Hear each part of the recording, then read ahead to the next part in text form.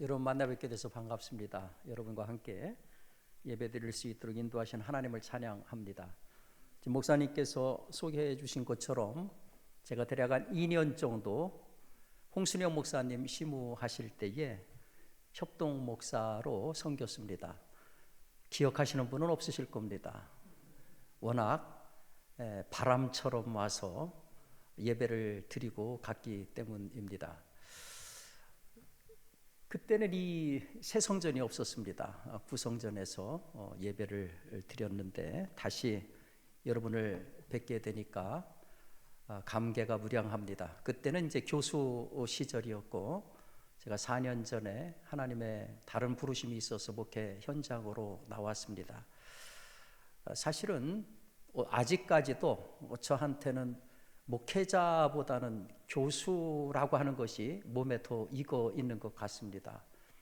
그리고 오늘 사실 혼신 예배인데 가만히 생각하니까 안수 집사님들은 우리 교회의 실질적인 기둥들이십니다. 그래서 통상적인 설교보다는 조금 더 안수 집사님들이 교회 지도자로서 교회를 이해하는 데 도움이 되는 말씀을 드리는 것이 좋겠다. 그래서 설교와 강연 합해서 설강을 좀 하려고 합니다. 설교는 여러분들이 많이 들으시는데 가장 중요한 이 교회에 대해서 잘 이해하는 것이 교회 지도자들한테는 무엇보다도 중요하다라는 생각이 들었습니다. 제가 독일에서 공부할 적에 이제 독일에서는 마지막 박사 과정에 리고로즘이라고 하는 종합 시험을 치르게 됩니다. 종합시험은 학교마다 조금 다릅니다만은 저는 독일의 옛 수도였던 본 대학에서 공부를 했는데 거기에서는 그 석사 과정의 성적을 가지고 시험 과목이 결정이 됩니다. 성적이 좋으면은 3과목을 보고 성적이 좀 떨어지면은 5과목을 보게 돼 있습니다. 저는 다행히도 성적이 좀 좋아서 3과목을 보게 됐는데 과목은 제 전공 과목 외에 2과목을 제가 택하게 됩니다. 그래서 저는 한 과목은 교회사, 한 과목은 성서신학, 신약신학을 택했습니다. 그리고 그 중에서 어떤 주제로 시험을 치를까도 제가 정합니다. 그리고 교수도 제가 정합니다. 그래서 그 교수한테 가서 당신 밑에서 이 제목으로 리고로즘을 치르려고 하는데 받아주겠느냐? 오케이 하면은 그때부터 한 3달 정도 시간을 갖고 준비한 다음에 교수님하고 시험을 치르게 됩니다. 제가 그때 교회사 과목을 택하면서 교수님하고 협의했던 제목이 마르틴 루터의 두 왕국설이었습니다. 두 왕국설을 가지고 시험을 보겠습니다. 그 주제 하나를 위해서 대략 한 2000페이지 정도의 책을 또 읽고 이해를 해야만 됩니다. 왜 그러냐면은 근 30분 동안에 40-50개의 문제를 집중적으로 물어보기 때문에 하나도 틀림이 없이 그거에 대해서 술술술술 대답을 해야만 됩니다. 정말 피말리는 시간입니다. 근데 공부하면서 느낀 거가 뭐냐 하면은 마르틴 루터의 두 왕국설의 기전은 쭉 올라가다 보니까 바로 어거스틴의 찌바이 슈베르트 레어라고 하는 두 검의 이론에 맞닿아 있다 하는 것을 알게 됐어요. 여러분 음악가 가운데 슈베르트 있죠.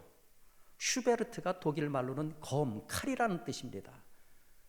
어거스틴의 두 검의 이야기, 쌍칼 이야기죠. 대략 이런 내용입니다. 태초에 하나님께서 교황에게 2개의 검을 주셨다는 거죠. 오른편에는 영적인 세계를 지배하는 검, 왼편에는 지상세계를 지배하는 검을 주셨다. 이 쌍칼을 주었다. 근데 이 쌍칼을 받은 교황이 황제를 불러서 왼편에 있는 칼을 무임해서 주었다. 세속 사회를 다스리는 칼을 황제에게 주면서 이런 전제를 깔았다는 거죠. 이 검을 가지고 교회를 먼저 보호해라. 영적 세계의 본산인 교회를 보호해라. 만약에 그 직무를 소홀히 할 시에는 하시라도 그 검을 회수하겠다. 여러분 이것이 두 검의 이야기 핵심입니다. 어거스틴이 430년에 죽었습니다. 그 얘기는 뭡니까? 벌써 그 시기에도 교황의 수위권, 교황이 황제보다 높은 위치에 있다 하는 것을 이야기하려고 하는 거예요. 그래서 이 중세시대 역사를 보면 끊임없는 교황권과 황제 사이에 치열한 싸움의 역사였습니다. 때로는 이제 교황이 우위를 차지한 때가 있었습니다. 여러분들 세계사 시간에 많이 배워보셨던 카노사의 굴욕을 기억하시죠? 카노사의 굴욕이 바로 이 교황권 전성시대를 말하는 거죠. 그래서 1077년에 1월 달에 1월 28일에 이 교황 그레고리 7세가 이탈리아 북부에 있는 카노사성에 머물고 있을 때에 황제 사이네이 4세가 그 앞에 와가지고 성문 앞에 거적대기를 깔고 3일 동안 용서를 빌었던 사건이 바로 카노사의 굴욕입니다. 그것이 바로 소위 황제권에 대한 교황권의 우위를 점하는 상징적인 사건이지요. 하지만 세속적인 이 권력을 영적인 권력이 이길 수는 없습니다. 대부분은 황제가 우위에 서 있었죠. 그래서 카노사의 굴욕이 소위 황제의 치욕과 굴욕을 나타내는 거라고 하면은 반대로 교황의 굴욕을 나타내는 것이 바로 아나니의 굴욕이라고 하는 거죠. 아나니의 굴욕이라고 하는 것은 보니파우스 8세라고 하는 교황이 이 황제로부터 파문을 당합니다. 파문을 당하고 아나니라고 하는 곳에서 체포가 됩니다. 체포가 됐을 적에 로마 귀족인 콜로나라고 하는 사람이 교황의 뺨을 쳐버립니다. 그 충격으로 한 달 만에 교황이 세상을 떠나게 되는 사건이 바로 아나니의 굴욕이라고 하는 사건입니다. 그러니까 카노사의 굴욕은 황제가 굴욕을 당했다고 하면은 아나니의 굴욕이라고 하는 것은 교황이 굴욕을 당한 사건이지요. 그러니까 중세 역사를 보면은 이런 것들이 계속 되풀이됐던 겁니다. 도대체 교회라고 하는 것이 무엇이길래 이렇게 세속 권력하고 치열한 싸움을 벌였던 것인가? 서구의 역사를 볼 때에 교회를 빼놓고 기독교를 빼놓고 서구의 역사는 이해할 수가 없습니다. 지금도 라이놀드 니버가 모랄맨 앤드 임모럴 소사이어티, 도덕적 인간과 비도덕적 사회라고 하는 책에서 그런 얘기를 했죠. 지금 실질적으로 문화라고 하는 것에, 이 문화라고 하는 것은 이 겉껍데기고 그 껍데기의 안을 차지하고 있는 것은 기독교 신앙이다. 그런 이야기를 했습니다. 실질적으로 서구에 있는 모든 관습들도 여전히 기독교적인 것입니다. 수백 년 동안 축적된 기독교가 여전히 빈 껍데기처럼, 내용은 상실했지만 빈 껍데기처럼 남아 있는 것이죠. 오늘 여러분들도 역시 이 교회라고 하는 이름으로 이곳에 모였습니다. 그래서 교회의 지도자이고 지도자가 되셔야 되는 우리 안수 집사님들한테, 그리고 오늘 또 함께한 재직 여러분, 대부분이 재직들이신데 실질적으로 우리가 교회에 우리 인생에서 교회하고는 뗄래야 뗄 수 없는 관계를 갖고 있는 분들인데, 중요한 것은 교회란 무엇인가에 대한 정확한 이해, 그것이 과연 되어 있는가 하는 것이죠. 그래서 이 시간에는 교회가 무언가 하는 것을 같이 한번 이야기를 나누려고 합니다. 여러분들 잘 아시는 것처럼 교회의 시작은 사도행전 2장에 나오는 마가의 다락방에서 120문도가 모여가지고 오순절 때에 기도하면서 성령 받으면서 시작이 되지 않습니까? 그런데 성령 받았을 때에 주신 은사가 방언의 은사였습니다. 왜 방언의 은사를 주셨는가? 그것은 역으로 잘 아시는 것처럼 창세기 11장의 바벨탑 사건하고 연관이 돼 있죠. 바벨탑 사건에서 사람들이 언어가 하나였을 적에 그들이 하고자 했던 것이 뭡니까? 하늘에 닿게끔 대를 높이 쌓자 하는 것이었습니다. 흩어짐을 면하자. 하늘에 닿자 하는 얘기는, 하늘이라고 하는 것은 하나님의 다른 명칭입니다. 또 다른 교만이 도출되었던 거죠. 여러분, 뭉치는 것이 중요하다. 이승만 대통령이 뭉치면 살고 헤어지면 죽는다라고 얘기했죠. 뭉치는 거 대단히 중요합니다. 근데 더 중요한 건 뭐냐 하면은 어떤 방향으로 뭉치냐 하는 겁니다. 인류가 구음이 하나였다, 언어가 하나였을 적에 한 일이 무엇이냐? 하나님을 배반하는 일을 했습니다. 푸틴이 이번에 재선될 당시에 득표율이 85%였습니다. 잘 아시는 것처럼 아돌프 히틀러가 정권을 잡을 적에 그가 속해 있던 나치 정권이 가장 많은 득표를 차지했습니다. 국민들의 대다수가 절대적인 지지를 했는데 그 하나됨의 결과가 뭡니까? 2차 세계대전이었고 그 하나됨의 결과가 뭡니까? 우크라이나를 침공해서 수십만 명을 죽이는 거 아니었습니까? 하나 되는 것이 중요하지만 더 중요한 것은 어떤 방향으로 하나가 되는가 하는 것이었어요. 인류는 잘못된 방향을 택했던 거죠. 하나님은 그것을 좌시하지 않았고 그것을 흩어버렸습니다. 그 이후로 인간의 역사는 분열의 역사, 갈등의 역사, 전쟁의 역사였습니다. 하나님께서 굳이 왜 교회를 세웠는가? 그리고 교회에 왜 언어의 통일이라고 하는 방언을 주셨는가? 그것은 교회가 어떤 단체여야 되고 무슨 일을 해야 되는가 하는 것을 상징적으로 보여주신 사건인 것이죠. 재미난 것은 그때 당시에 오순절을 맞아서 디아스포라들, 전 세계에 흩어져 살고 있던 사람들이 다 몰려들었습니다. 성경을 보면 모두 15개 지역에서 몰려들었습니다. 그런데 그들이 120문도들이 모여가지고 방언으로 기도할 때에 자기네 나라 언어로 들었다고 그랬습니다. 그 얘기는 뭐냐 하면은 그 자리에서 적어도 15개의 언어가 울려 퍼졌다는 얘기입니다. 예수님의 12제자들 배운 적이 없는, 그래서 저 사람들이 갈릴리 사람 아니냐, 그 얘기는 뭡니까? 무식한 사람 아니냐, 배운 적이 없는데 자기네 나라 말로 방언을 해댄 거예요. 그 자리에서 15개 각기 다른 언어가 돌출한 겁니다.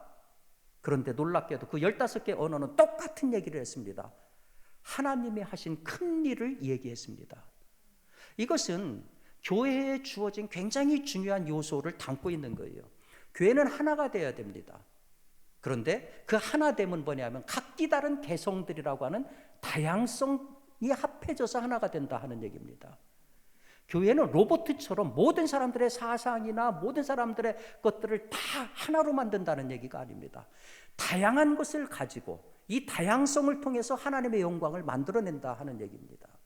이게 바로 교회의 출발이다 하는 거죠. 이렇게 출발한 첫 번째 교회가 잘 아시는 것처럼 예루살렘 교회였습니다.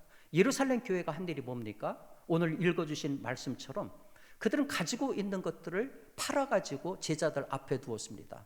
그러면은 그 가운데에서 필요에 따라서 갖다 썼습니다.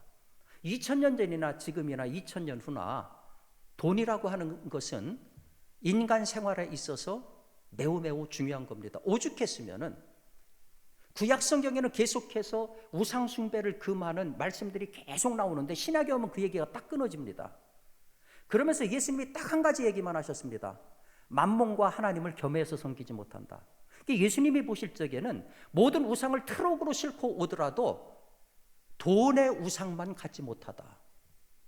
그래서 예수님께서 병렬시킬 만큼 하나님과 만몬, 돈의 신을 병렬시킬 만큼 인간 세계에서 돈이라고 하는 것은 너무너무 소중한 것이죠. 피 같은 그 돈을 그런데 제자들 앞에 두고 하나도 노력하지 않은 사람들이 필요에 따라서 갖다 썼다 하는 얘기입니다. 그 얘기는 뭡니까? 세상 가치가 교회 안으로 들어오는 순간 그 가치는 무용지물이 된다 하는 얘기입니다. 교회 바깥에서는 사장님도 있고 수의도 있습니다.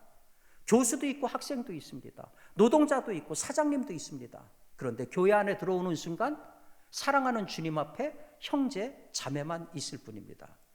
이 얘기를 통틀어서 한마디로 얘기하면 교회는 어떤 곳이냐? 세상 가치가 죽는 세상 가치의 공동묘지다. 이게 바로 교회다 하는 얘기죠. 이 교회가 그 교회성을 이루기 위해서 한 것은 두 부류의 사람들에 의해서였습니다. 그래서 초기에 보면은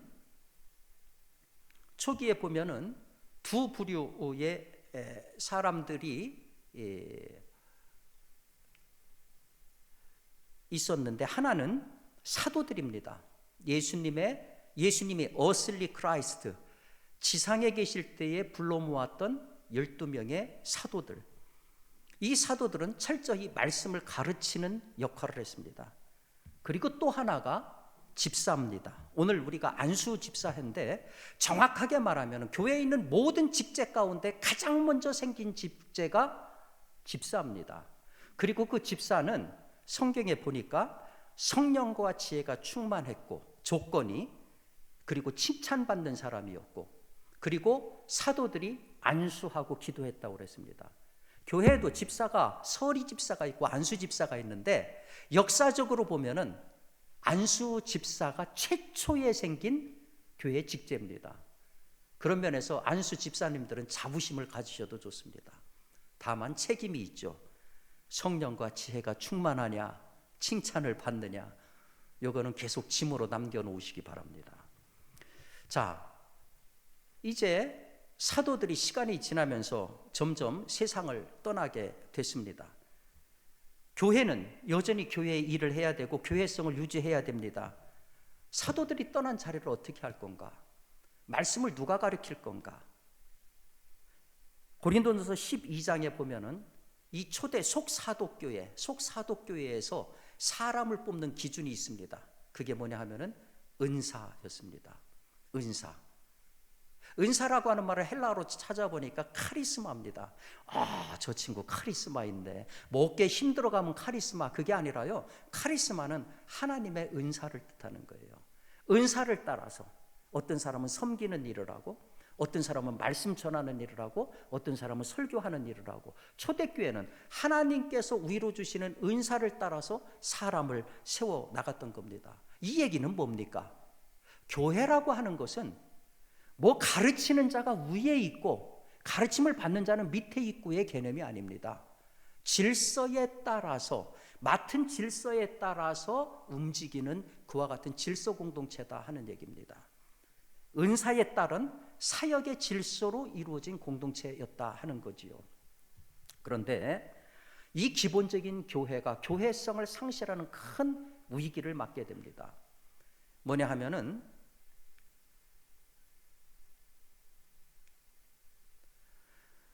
교회가 외부로부터 이제 이단의 문제에 직면을 하게 됐습니다. 여러분들이 옛날 세계사 배웠었을 적에 소위 노스티시즘, 영지주의에 대해서 들어보셨을 겁니다. 초대교회가 부딪혔던 가장 커다란 최초의 바로 이단이 영지주의, 노스티시즘이었습니다. 노스티시즘은 굉장히 광범위한 겁니다. 우리가 흔히 이단이라고 하면은 시대마다 다 달라요. 초대교회의 이단은 뭐냐 하면은 예수가 누구냐라고 하는 예수의 이해를 중심으로 이단이 생겼어요. 그래서 저희 교회에서는 수요일마다 이제 세계 공의회의 역사를 쭉 살펴보고 있습니다. 지금까지 8차 세계 공의회를 다 살펴봤고, 이번 수요일은 이제 9차부터 21차까지는 갈라진 서방 카톨릭 교회의 공의회만 남아있는데 두 차례에 걸쳐서 그 공의회를 보려고 하는데요. 공의회는 뭐냐면 전 세계의 주교들이 모여가지고 하는 회의입니다. 근데 1차부터 8차까지는 동방교회하고 서방교회가 1054년에 갈라졌는데 갈라지기 이전에 모였던 공의회입니다. 그 공의회에서 대부분이 무슨 문제 다뤘는지 아십니까? 예수가 누구냐? 예수가 누구냐? 우리가 믿는 삼위일체 하나님은 어떤 분이냐? 이 신성의 문제, 예수가 신이냐 인간이냐, 이런 걸 가지고 회의를 했던 거예요. 다툼을 했던 거예요. 이게 근 1000년 동안 이런 일들을 했어요. 제일 처음에 공의회가 325년에 니케아 공의회부터 시작이 됐는데 325년 그때 모였던 회의가 뭐냐 하면은 삼위일체론 때문에 모였습니다. 그 다음에 모였던 공의회에서는 예수가 도대체 누구냐? 그 다음에는 예수 어머니는 그럼 어떻게 부를 거냐? 이런 문제들이에요. 우리가 오늘날 예수 그리스도 이렇게 얘기하잖아요. 너무 편하게. 그게 무슨 얘기입니까? 예수는 그리스도다, 그런 얘기입니다.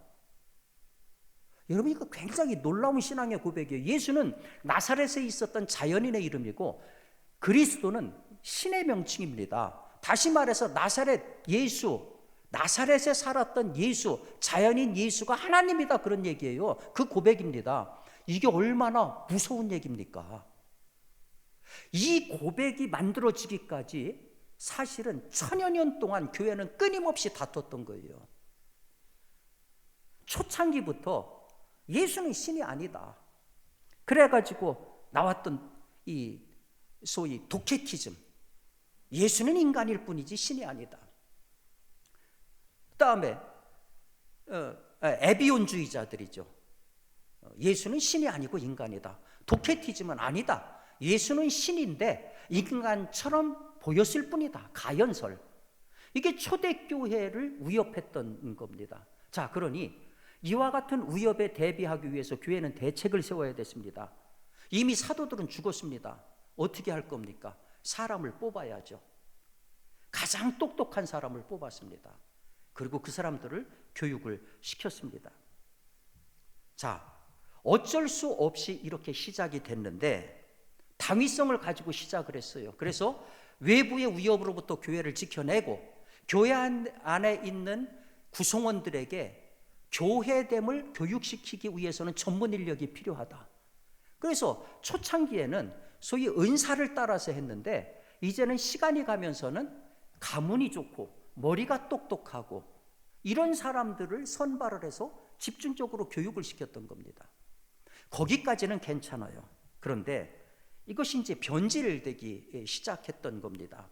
중세로 오면서 이게 이제 시프리안이라고 하는 카르타고의 주교라고 하는 사람이 감독 제도를 강화하기 위해서 감독이 초대 12사도의 계승자다, 그런 주장을 했어요. 그래서 이제는 모든 감독들을 제사장, 사제 이렇게 부르기 시작했습니다. 그러면서 감독이 아니고 사제가 아닌 사람들은 뭐냐? 레이맨, 평신도다. 그래서 평신도와 사제라고 하는 구분이 그때부터 생기기 시작했습니다. 시프리안이라고 하는 카르타고의 주교로부터 생기기 시작했습니다. 근데 이것을 진정적으로 강화한 사람이 누구냐 하면은 놀랍게도 콘스탄틴 대제입니다. 밀라노 칙령을 통해 가지고서 지하에 있던 교회를 지상으로 끌어올린 은인입니다. 그런데 놀랍게도 콘스탄틴 대제에 의해서 기독교는 타락의 길을 걷게 됐습니다. 무슨 얘기냐? 아주 화려한 교회 건축을 세웠습니다. 그리고 성직자들한테 특별 대우를 했습니다. 귀족의 대우를 했습니다. 군대를 안 가도 됐고 세금을 다 면제해 줬습니다. 귀족 대우를 해줬습니다. 구별된 복장을 갖추게 했습니다. 특권층의 권세를 부여했습니다. 세상이 있는 모두가 갖고 싶어하는 권한을 교회 안에서 봉사하는 사람한테 다 줬어요. 이렇게 되니까 무슨 일이 일어납니까? 모든 사람들이 집안에서 최고 똑똑한 놈을 다 사제로 만들려고 하는 거예요. 이게 이제 시간이 지나면서 이게 절정에 이르는 것이 바로 1545년에 시작된 소위 트렌트 공의회라고 하는 겁니다. 그 공의회에서는 이런 결정이 내려집니다. 사제를 멸시하는 자는 곧 하나님을 멸시하는 자며 사제에게 복종하는 자는 곧 하나님께 복종하는 자다. 사제들은 하나님처럼 죄를 사면하며 사제가 제단에서 그분의 몸이라고 부르는 것은 스스로와 회중에 의해 하나님처럼 숭배받는다. 그들의 위대한 직분과 비교될 만한 것이 무엇이랴? 이와 같이 하나님의 불멸하시는 능력과 권위를 우리 가운데 행사하는 그들을 우리가 천사들로, 더 나아가서는 하나님이라고 부르는 것은 정당한 표현이다. 여러분, 기가 막힌 일 아닙니까? 사제들을 천사 아니면 하나님이라고 부른다. 그래서 교황을 지상의 하나님이라고 부르지 않습니까? 1545년에 트렌트 공의회에서 이런 결정이 내려지게 된 겁니다. 그러면서 이 사람들은 사제가 되는 순간 퀄리테이티브 페어인대로 소위 질적인 변화가 일어난다. 사제로 서품받는 순간 이들은 똑같은 형상의 인간이지만 더 이상 인간이 아니다. 그들은 이미 질적인 변화에 의해서 죄를 용서해 줄 수 있는 권한이 생기고 그리고 구원을 중재할 수 있는 권한이 생긴다라는 겁니다. 여러분, 우리 기독교에서는요, 목사가 죄를 용서해 줄 수 없습니다. 참회의 시간이 있지만은 참회의 시간에 우리는 단지 성경만을 봉독할 뿐입니다. 말씀에 의거해서 하나님께서 약속하신 대로 우리가 참회할 때에 죄를 용서해 줄 줄로 믿습니다. 여기까지가 우리가 할 일이지 네 죄를 사하여 주노라 이것은 없습니다. 그런데 카톨릭에서는 사제가 그 일을 할 수 있다는 겁니다. 이미 질적으로 그렇게 변화가 됐다는 겁니다. 그렇기 때문에 80 먹은 어르신이 20대에 사제한테 뭐라고 부릅니까? 파터, 파테르. 그게 무슨 뜻입니까? 아버지, 그런 뜻이에요. 이러한 신학적인 배경 등 근거를 가지고 이렇게 만든 겁니다. 그러면서 사제들한테 모든 걸 다 몰아줬습니다. 소위 삼옥정권이라고 하죠. 포테스타스 유리스딕치오니스. 그게 뭐냐면 교회 안에 행정과 법 모든 것들은 다 사제가 주장한다. 그 다음에 포테스타스 오르디니스 7개의 성사가 있습니다. 우리는 세례가 있고 성찬 2개의 성사밖에 없어요. 그런데 카톨릭에는 모두 7개의 성사가 있습니다. 이 7개의 성사의 권한은 오로지 사제에게 속한다. 그러니까 여러분들이 시골에 가시면은 요새도 카톨릭에 사제가 모자라 가지고 사제가 없는 성당이 많아요. 제가 옛날에 독일에서 유학할 때도 보니까 사제가 없어 가지고서 이 신부들이 돌아다니면서 이 미사를 집례를 하더라고요. 그래서 어떤 성당은 목요일 날 미사를 드리고 이렇게 돌아가면서 주일 날만 미사 드리는 게 아니에요. 워낙 사람이 없다 보니까. 여러분, 사제가 없으면 미사가 성립되지 않습니다. 목사가 없으면 성찬이 성립되지 않는 거하고 똑같아요. 그런데 사제가 없는 성당을 뭐라고 부르는지 아십니까? 남의 종교도 좀 이해를 해야 돼요. 예. 옛날 시골에 보면은 봉소라는 게 있어요. 봉소라고 부릅니다. 그러면은 봉소에서 수녀님들이 아니면은 교회 회장이 해가지고 예배를 드려요. 우리는 다 예배라고 얘기를 합니다. 성직자가 없어도 예배라고 합니다. 그런데 그때에 그들은 예배를 뭐라고 합니까? 미사라고 하죠. 미사라고 부르지 않습니다. 미사는 전제가 뭐냐면 반드시 성찬이 들어가야 됩니다. 성찬은 사제가 없으면 성찬이 성립이 안 됩니다. 사제가 없이 수녀만 있다, 예배 드린다, 미사가 아니고 예절입니다. 그래서 공소예절 그렇게 불러요. 그만큼 지금도 2000년 넘는 역사 속에서 카톨릭의 모든 교리 결정은 사제들이 합니다. 평신도들은 들어갈 틈이 없어요. 그래서 카톨릭은 여전히 사제의 종교입니다. 이렇게 절대적인 권한이 주어지면은요, 절대적인 권력은 부패할 수밖에 없지 않습니까? 카톨릭 사제들의 부패라고 하는 것은 여러분이 너무나도 잘 아실 겁니다. 사실은 13세기까지도 카톨릭 사제들은 결혼할 수가 있었어요. 그 이후에 이제 금원이 내려진 건데, 금원 이후에 성적인 추락이 얼마나 심했는지 수도원 지하에 가면은 수녀들하고 사제들하고 저지른 갓난 아기들 유골이 얼마나 많은지 알 수가 없지 않습니까? 그리고 돈을 주고서 성직을 매매하는 거예요. 그러다 보니까 14살짜리 추기경이 탄생을 합니다. 돈을 주고 사는 거예요. 이것은 더 이상 교회가 아닙니다. 하나님께서 원하셨던 교회가 아니죠. 그렇기 때문에 교회 중심이었던 중세를 세속의 역사는 뭐라고 얘기합니까? 암흑기라고 이야기하는 거죠.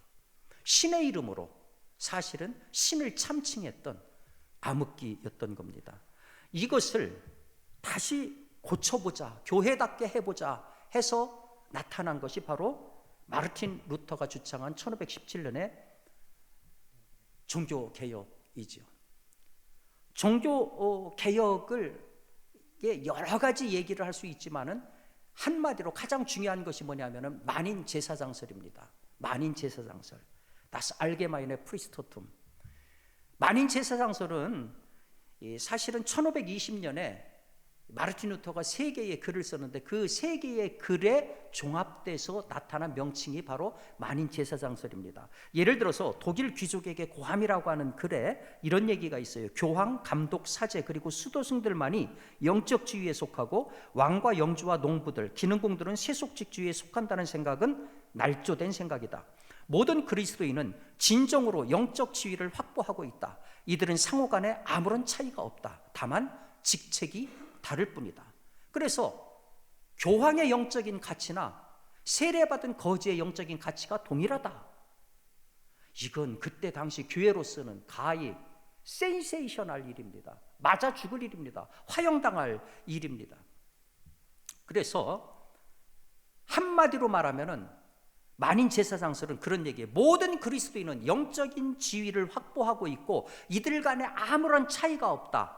다만 직책이 다를 뿐이다. 이게 만인 제사장설의 핵심입니다. 그런데 마르틴 루터는요, 평생을 두 가지 적하고 싸워야 됐어요.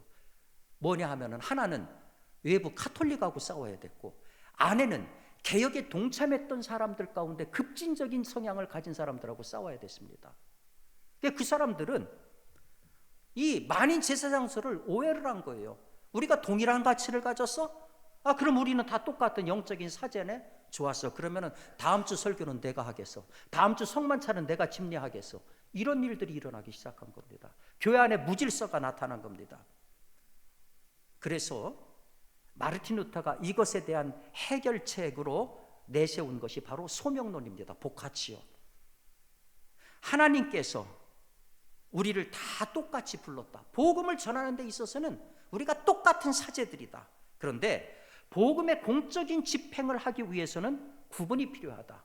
설교를 한다든지 성만찬을 한다든지 세례를 집례한다든지 이러한 복음의 공적 집행은 이 일로 부르심을 받은 사람들에 의해서 수행된다. 부르심, 보카치오. 이 부르심은 두 가지입니다. 보카치오 인테르나, 내적인 소명. 하나님이 이 일로 나를 불렀다. 하나님이 이 일로 나를 불렀다. 여러분, 많은 우리 교역자들이 사역을 하고 있습니다. 그런데 죄송하지만 서울 시내에서 사역하는 웬만한 교회의 부교역자들은 도시 빈민층보다도 못한 대우를 받고 있습니다. 이 현실입니다. 그분들이 똑똑하지 않아서요, 다 대학원 나온 사람들입니다. 죄송하지만은 월 한 300, 350 이 정도 받고 있어요. 어디 가서 노동해도 그 정도는 충분히 봅니다. 왜 그들이 그럼에도 불구하고 교회를 위해서, 하나님을 위해서 봉사할까요? 그들 안에 거룩한 부르심에 대한 확신이 있어서 그래요. 제 친구는 강원도에서 목회하는데 최고 젊은 분이 68세래요. 한 15명 놓고 목회를 해요. 박사학위까지 받은 친구예요. 그 친구는 항상 그렇게 얘기해요. 서울에 60층 빌딩을 가진 사장님이나 여기 80 먹은 우리 권사님이나 하나님 앞에서는 동일한 사람들이다. 그들을 위해서 하나님이 나를 불렀다. 이것 때문에 평생을 거기에서 헌신하는 겁니다. 내적인 소명. 그런데 내적인 소명은 굉장히 주관적이잖아요. 그래서 주관적인 것은 외적으로 확인돼야 된다. 그래서 보카치오 엑스테르나, 외적인 소명이 있어야 된다. 외적인 소명은 뭐냐? 일정한 기간 동안 신학 수업을 해야 된다. 그리고 마지막은 안수를 통해서 공회 앞에 인정돼야 된다. 여러분, 그래서 종교개혁 시기에는요, 안수받을 적에, 우리는 안수받을 적에 지방회의 아니면 총회의 안수위원들, 목사님, 장로들로 이루어졌죠. 독일은요, 안수받을 적에 누가 안수위원으로 나오는지 아십니까? 그 지역의 대학 총장이 나옵니다. 그 교회가 속한 시의 시장이 나옵니다. 그리고 그 교회의 대표 장로님이 나옵니다. 그게 무슨 얘기입니까?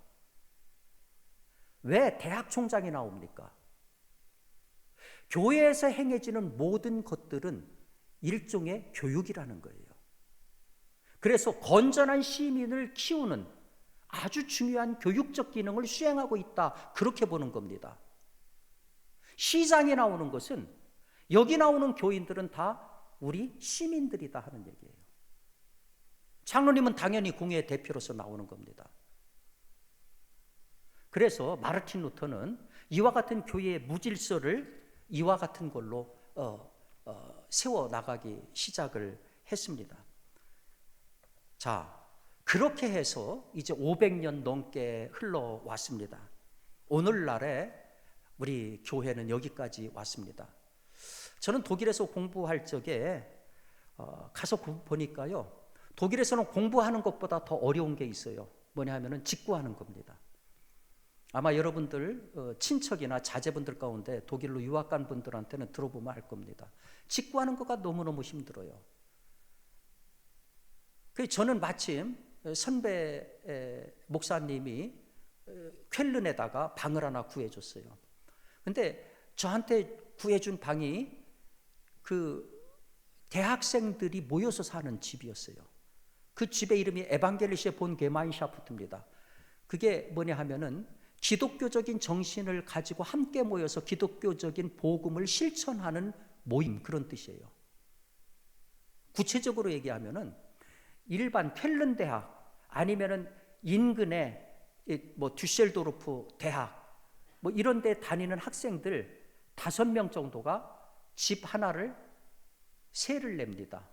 독일은 전세가 없어요. 다 월세입니다. 집 전체를 세를 내고 일주일에 2번씩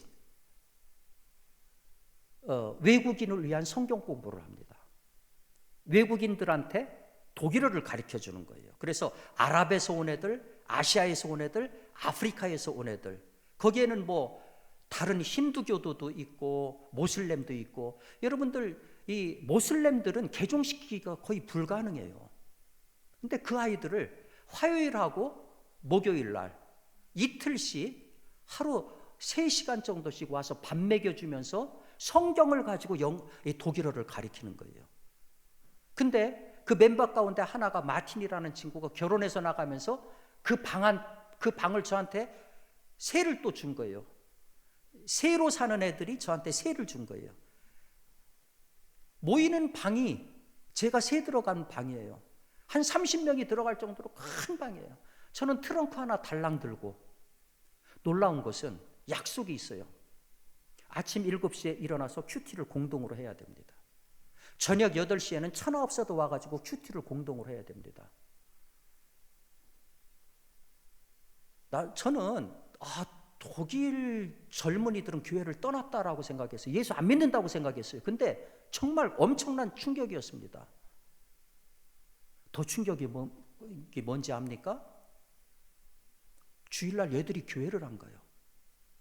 주일날 부지런히 막 교회 가려고 하니까 침대에서 팬티바람으로 보면서 헤어정 마시스데 노스 뭐 하는 거야? 아니 교회 가려고. 교회를 왜 가? 깜짝 놀랐어요. 아니 그렇게 자기 시간을 내 가지고서 헌신하는 애들이 주일날 교회를 안 가요. 아니 교회 가는 게 당연하잖아. 그러니까 아니 우리가 하나님의 아들인데 매일처럼 복음 안에서 사는데 뭐 교회 갈 필요가 뭐 있어? 깜짝 놀랐어요.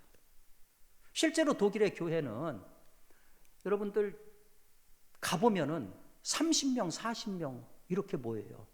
그런데 그렇게 모이는 교회에 목사님이 2분, 3분 돼요. 그리고 그런 교회에 크랑켄슈베스터가 있어요. 간호원이 있어요. 사실은 그 교회의 정원은 7천만, 8천 명이에요. 정원이라는 얘기는 뭐냐 하면은 종교세를 낸다는 얘기예요. 종교세를 자기 수입의 8%를 냅니다. 우리는 11조 내죠. 8% 적은 돈이 아니잖아요. 그 사람들은 그런데 평상시에는 교회 안 와요. 부활절, 성탄절, 자기 아들 세례 받을 때 이런 때는 교회가 미어 터집니다. 그 사람들이 내는 돈으로 교회가 유지가 되는 거예요. 근데 모이지는 않아요. 거기다가 그 사람들이 매년 교회를 떠납니다. 무슨 얘기냐? 나는 더 이상 종교세를 내지 않겠다고 신고하는 거를 얘기하는 거예요. 이거를 아우스게트레너라고 합니다. 교회 이탈자들. 이런 교회 이탈자가 제가 1994년에 학위를 받고 돌아왔는데 95년에 보니까 94년도 통계가 1년에 45만 명이 나갔어요. 개신교만. 그러니까 지금 독일 교회가 계속 무너지고 있는 겁니다. 저는 그쪽에 참 교회가 위기구나. 그런데 지금 한국 교회는 더 위기입니다. 더 위기예요. 지금 우리 한국 교회는요, 잘 아시는 것처럼 갤럽 조사에서 종교 안 가진 사람 숫자가 50% 미만으로 나왔습니다. 이거는 전 세계에 유례가 없어요. 전 세계의 종교 통계가 평균이 78%입니다. 종교를 가진 사람들의 평균이 78%라고요. 전 세계. 우리나라는 50%가 안 돼요. 놀라운 얘기예요. 하나님 없이 살겠다. 종교 안 가지고 살겠다. 제가 속한 데가 강남 지방인데요. 68개 교회가 있습니다. 제가 교수 출신이라고 저를 교육부에다 집어넣더라고요. 교육부에 가봤더니 하는 일이 하나도 없어요. 그래서 이때처럼 어려운 때에 교육부가 주일학교 뭔가 일을 해야 되지 않느냐. 그래서 제가 제안을 해서 먼저 실태조사부터 하자. 제가 폼을 만들어가지고 다 돌렸어요. 놀랍게도 68개 교회 가운데 주일학교 없는 교회가 3분의 2가 넘어요. 우리 지방에서 최고 큰 교회가 있어요. 한 무슨 교회. 그 교회 주일학교 애들이 40여 명밖에 안 돼요.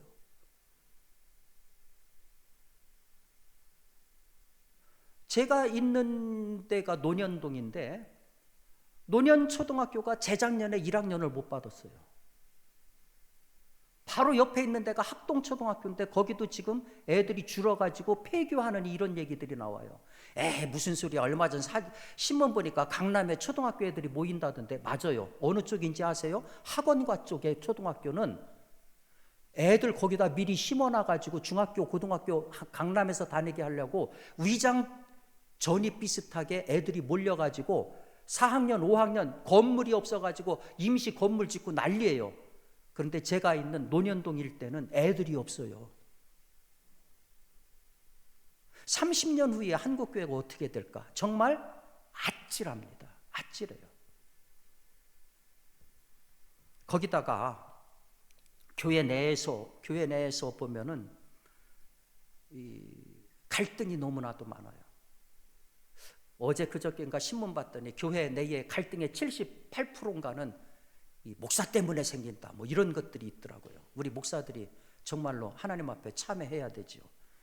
여러분, 민사소송이 1년에 한 380만 건이 우리나라에서 발생을 하는데요.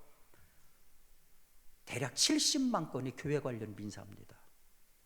3분의 1 정도가, 20% 정도가 돼요. 교회마다 참 많은 문제들을 가지고 있어요. 그래서 우리는 복음이 세상을 정복한다라고 생각을 했는데 정반대예요. 세상이 복음을 정복해버렸어요. 세상이 교회를 정복해버렸어요. 그러니까 오늘 우리 교회의 핵심 멤버들인 안수 집사님들이 하나님 앞에 지금 헌신을 다짐하는데 사실은 굉장히 중요한 얘기입니다. 하나님의 교회를 다시 세워야 됩니다. 다시 일으켜야 돼요. 어떻게 해서 성직자하고 일반 교우들이 왜 갈등의 관계를 가져야 됩니까? 여러분 분명하게 아셔야 돼요. 성직자가 뭐냐?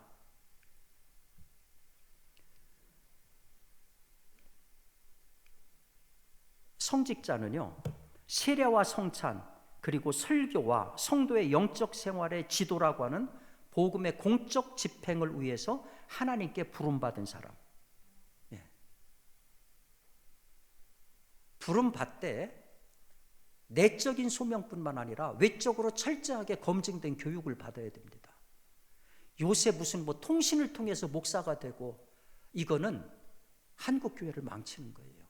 지금 예를 들어서 장로교 합동측 같은 데는요, 교단이 130개가 넘습니다.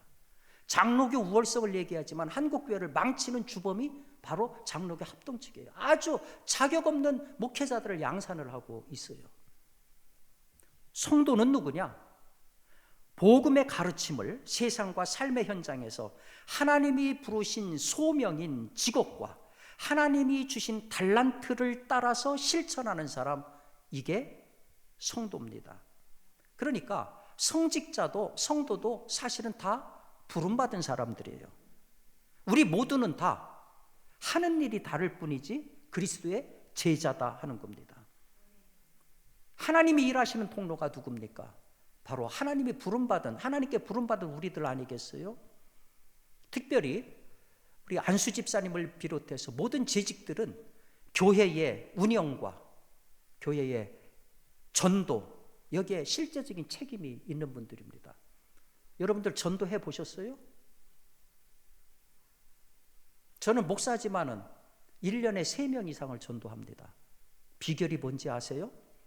안 믿는 사람 틈으로 들어가면 돼요. 저는 제가 목회 나가보니까요, 목사의 몸은 공공재더라고요. 공공재. 아플 자유도 없어요. 아파서도 안 돼요.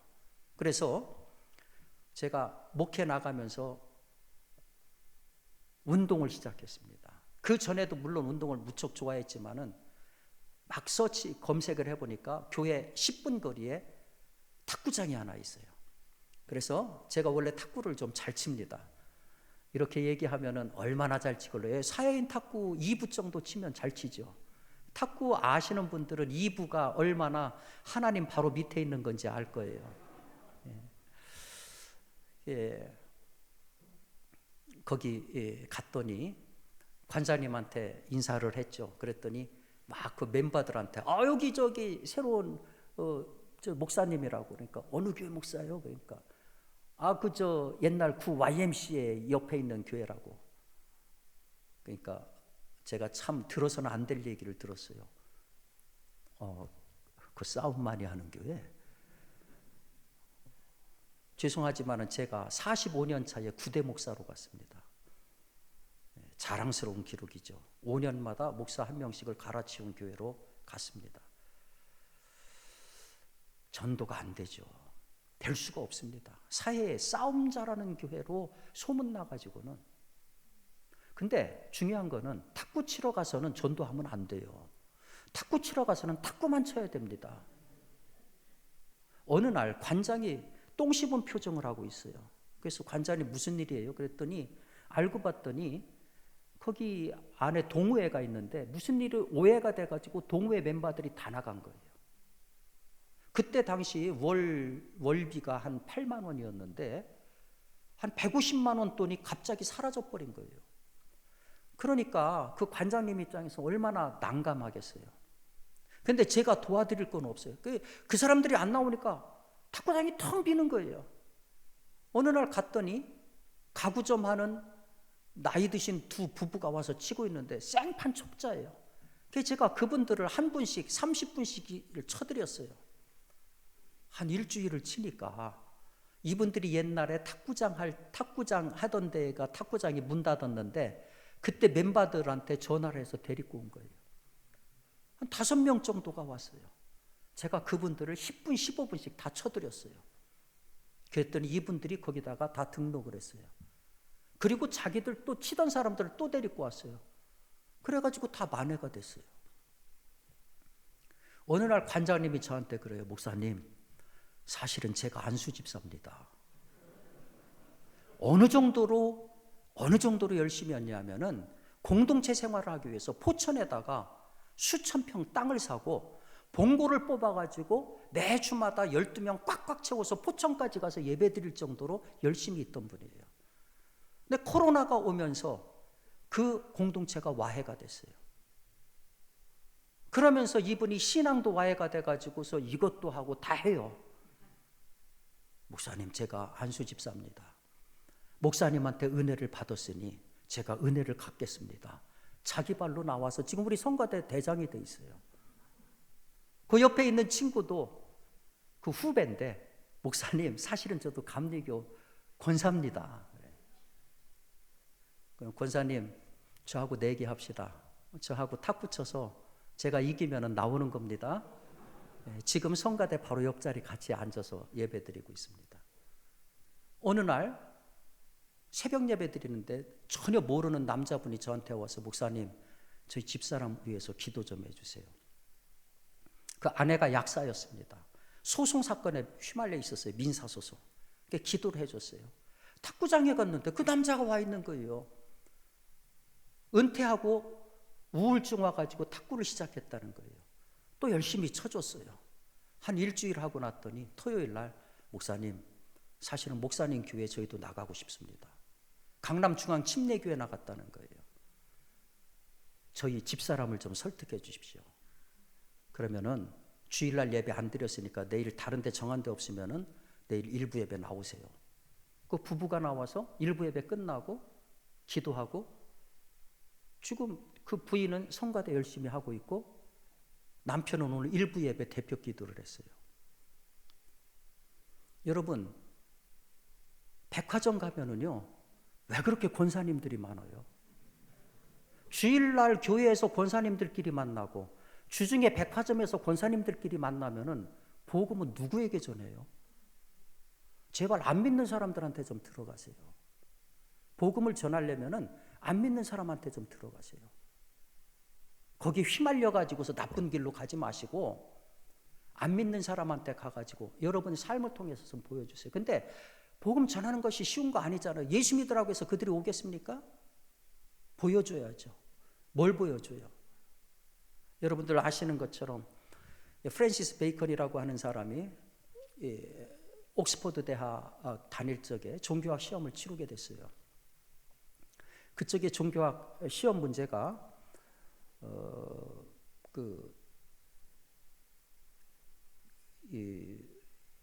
가나의 혼인잔치에서 예수님께서 물을 포도주로 변화시킨 그 사건을 종교학적으로 기술을 해라 하는 거였습니다.